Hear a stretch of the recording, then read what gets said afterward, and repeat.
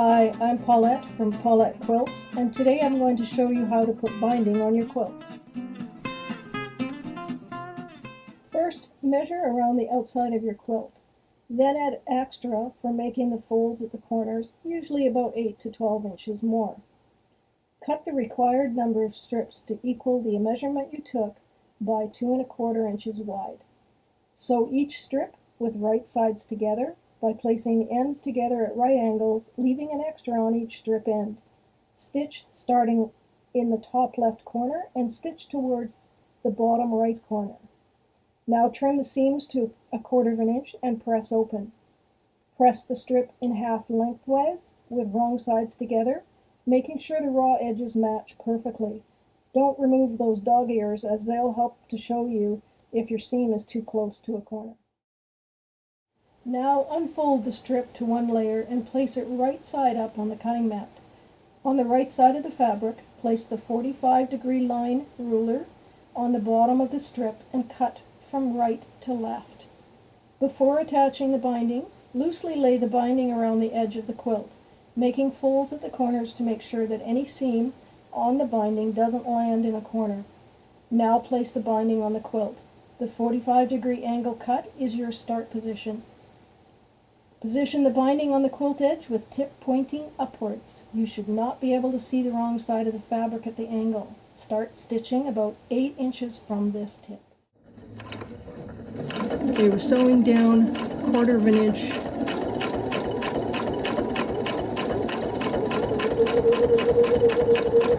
Heading for our corner.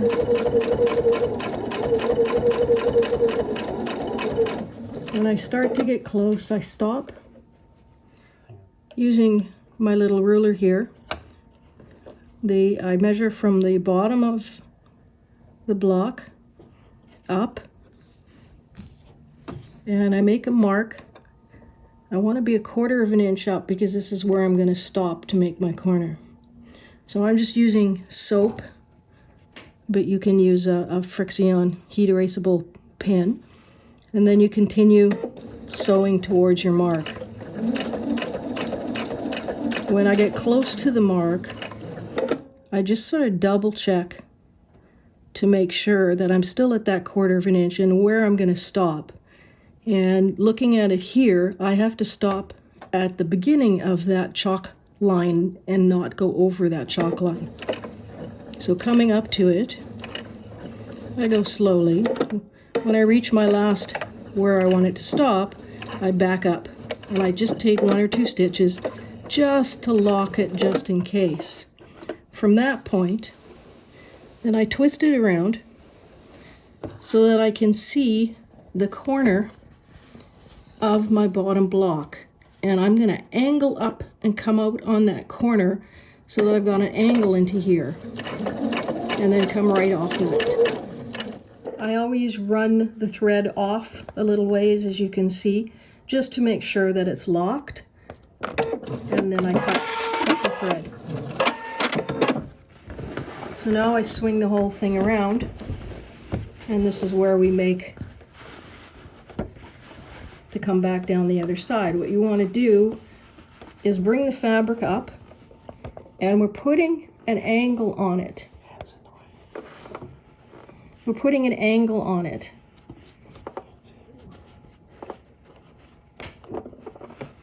Then bringing it back down and matching it up with the top.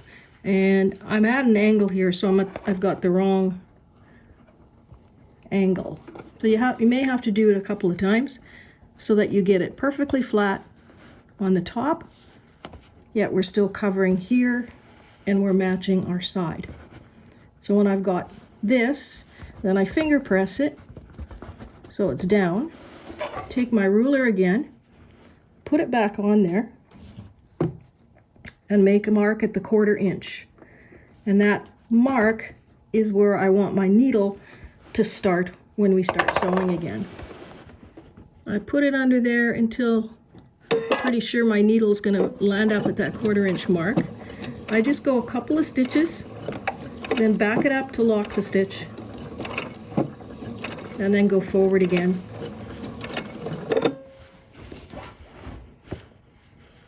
and carry on down the side.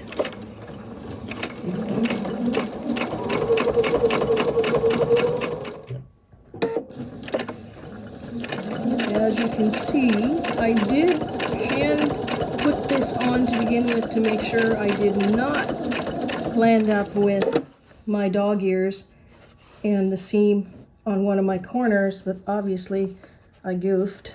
So same thing. Putting my 1/4 inch here, making my mark on here. I'm getting close to it. And I just want to make sure, yeah, and it looks like I have to stop again in front of that line. Back up at that point a couple of stitches.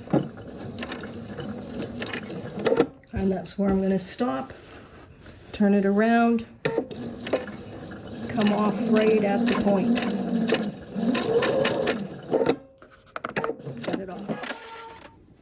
Okay, so now you can see the angle. We didn't really want this here, but we have to deal with it. So again, we're going to put the angle up into here. It's just across like that, and then push this back. And I'm a little bit too far because I'm too far away from this corner of the edge. So maybe more like that.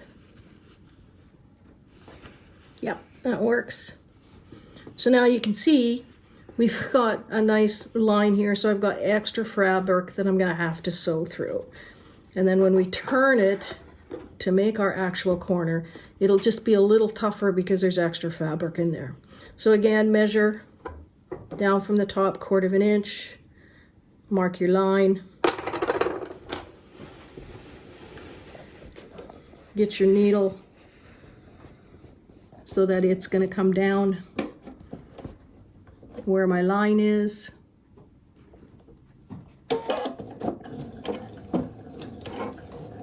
Go a couple of stitches, back up, lock your stitch, and then come down.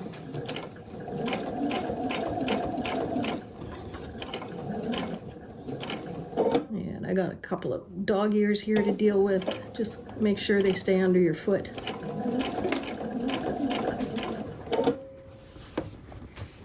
Okay. So this is my bottom piece where I want to join it. So I have to leave some room to give me some room to be able to work with it. So I'm not going to go too far here. Back it up, lock your stitch.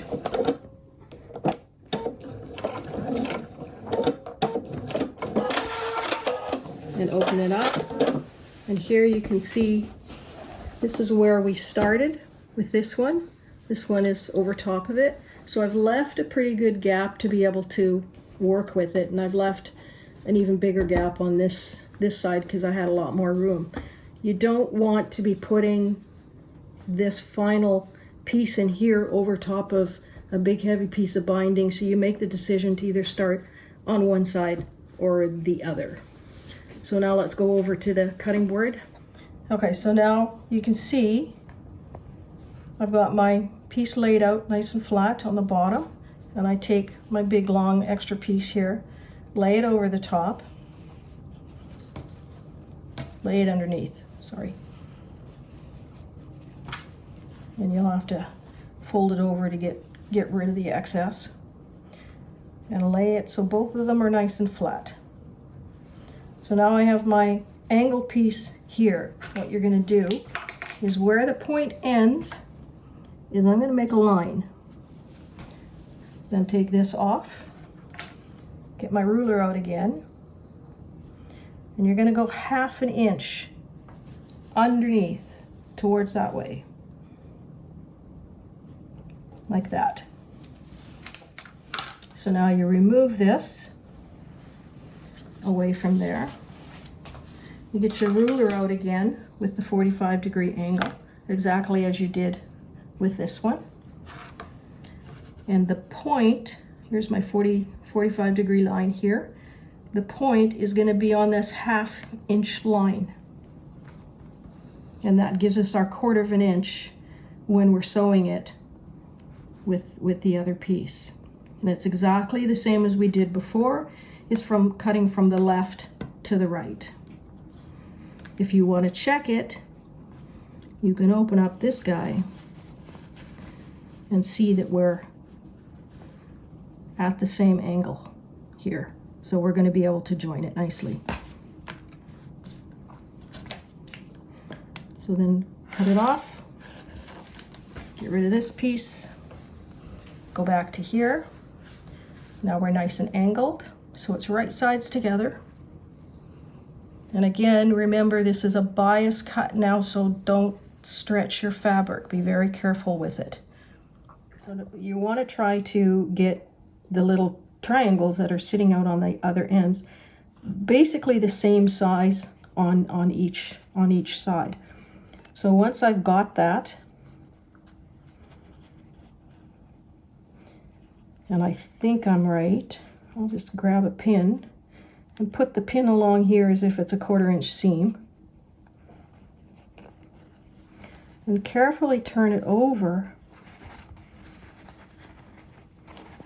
to see if it really is going to work and that we match up. And this looks like I'm going to be pretty dead on. So once I've got that, then I carefully take it over to my sewing machine. Okay, so I've moved it over to the machine now, and you can see where the two create the point of a triangle right here. That's where I want to start my needle, but we're a 1/4 inch. We're still doing that 1/4 inch seam. So starting again, remember it's a bias, so don't be pulling on it because it will go out of shape.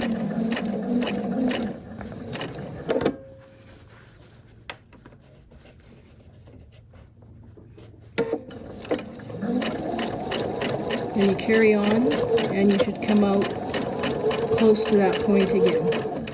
Okay, so now we need to take a look at it and see whether we're off or not. And I'm off, but maybe it might still work. So finger press the seam open, fold it over.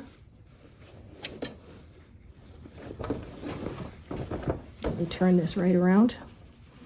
Fold it over and see where we're sitting.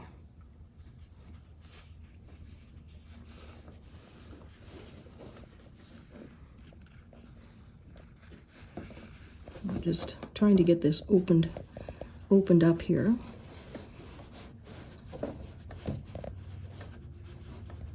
So we got a 1/4 inch seam in here, so I do have a little bit of wiggle room. I'm still, it's a little off, but that's okay, because when I make my 1/4 inch seam, I'm still able to do it and still catch this, and I'm still maintaining the same size here.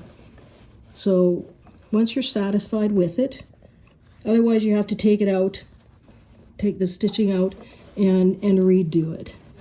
Now I'll go back to where we ended, put it down, back stitch to lock your stitch in,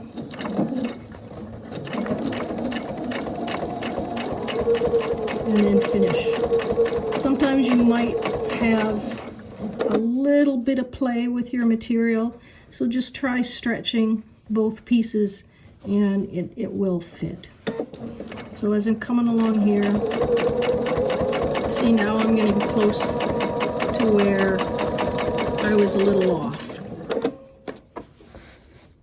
I can still get that in there because it's within my 1/4 inch seam. I'm close, but I'm still within that 1/4 inch seam.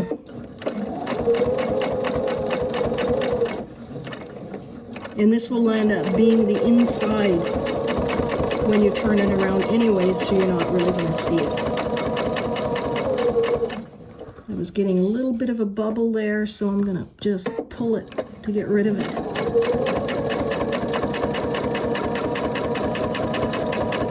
And then match it up with this side. backstitch, lock it on, and there you have a nice edge. Okay, we're folding over the binding to sew it to the other side, so we're coming to a corner now. So what I do is I pin it fairly close to where I want to be, clip it, and then just pull this out. You can see it just sort of flips itself into there. And then I'm going just, with the edge here, I'm going just over my stitching line because I want to cover my line, but I don't want to go way over into here. So this just sort of naturally comes out at an angle like that. So what I'll do is I have to play with this corner to get a really good fit to it. So I just let it naturally fall where it is, and then with the other finger I push it over and use this one to line it up here and see where this ends. And you can see that the point is way up here, and I want the point right in here. So then I take it out, and I know I've got to move some more. So I just keep playing with that corner till I get closer.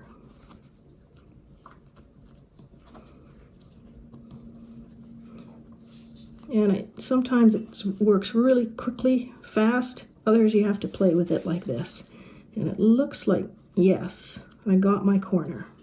You can see right here, I'm now lined up. I've come down this edge here, and I'm equal with this one now, and my angle is right into the corner. So then I grab a pin, get it underneath there. Sometimes it's a little fat. Pin it well before I let go of it. Go down. This one flipped up, so I'm going to put another pin just to hold it again. And then another one close to it again to hold it. And then I carry on putting my clips all the way down to the bottom. So that's how you do a corner. You could see at that one point when I flipped it over how everybody just sort of went where it was supposed to go, and it was just playing around to get it so that it matches up into here, right into this corner here, and not way over here or not way over here. So that's it. That's a corner.